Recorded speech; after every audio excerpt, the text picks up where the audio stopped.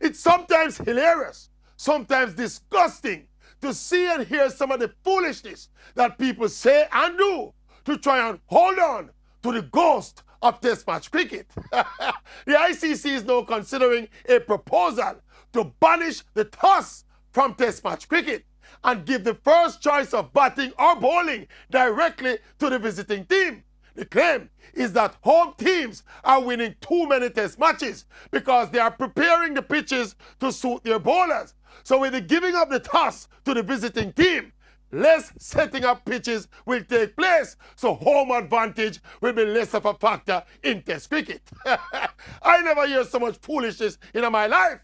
Home advantage is and should remain an integral dynamic in any form of sport. Outside of this move being a sign of desperation, it don't make no sense, because the toss is a 50-50 gamble that a team can equally win or lose. It's not like home teams always win every toss.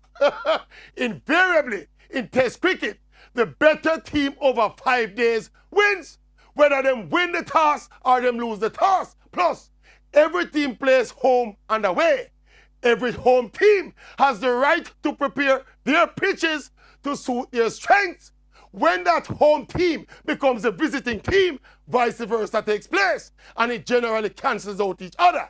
This new proposal to give the toss to the visiting team would effectively remove the important elements of luck and chance in favor of setting Test matches for visiting teams. That is unsportsmanlike and silly.